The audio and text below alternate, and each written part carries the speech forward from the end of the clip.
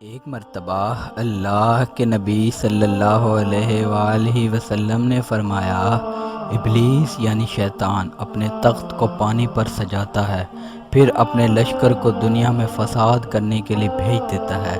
بس سب سے بڑا فتنہ باز اس کا سب سے قریبی ہوتا ہے۔ کوئی ان میں سے آ کر کہتا ہے کہ میں نے فلاں کا کام کیا، یعنی فلاں کی چوری کروائی، فلاں کو شراب پلائی، تو شیطان ان کو کہتا ہے کہ تم نے کچھ نہیں کیا۔ اور اگر کوئی آ کر انہیں کہتا ہے کہ میں نے میاں اور بیوی کے درمیان جھگڑا کروایا، میاں اور بیوی کو علیحدہ کروایا، میاں اور بیوی کی جدائی کروائی، تو ابلیس اس کو اپنے قریب کر لیتا ہے اور کہتا ہے ہاں تو نے بڑا کام کیا۔ اللہ کے نبی صلی اللہ علیہ وآلہ وسلم نے فرمایا، اللہ رب العزت سب سے زیادہ ناراض اس بات پر ہوتے ہیں جب دو میاں بیوی آپس میں لڑتے ہیں۔ اللہ کے نبی صلی اللہ علیہ وآلہ وسلم نے فرمایا کہ جب کوئی عورت صرف طلاق کا مطالبہ کرتی ہے، طلاق لی نہیں، صرف طلاق کا مطالبہ کرتی ہے، اس کو جنت سے اتنی دور کر دیا جاتا ہے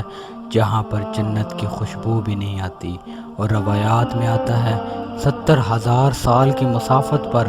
جنت کی خوشبو آنے لگ پڑتی ہے، اور جو اس عورت طلاق کا مطالبہ کرتی ہے اس کو اس جگہ پر رکھا جاتا ہے جہاں پر اس کو جنت کی خوشبو تک نہیں آتی۔ اپنے معاملات کو اسی جگہ پر ٹھیک کیا جائے۔ ہر گھر میں لڑائی جھگڑے ہوتے ہیں، لیکن اس کا یہ مطلب نہیں ہے کہ آپ لوگ طلاقیں لے کر اللہ اور اس کے نبی کی ناراضگی مول لے لیں، اپنی دنیا بھی خراب کریں اور اپنی آخرت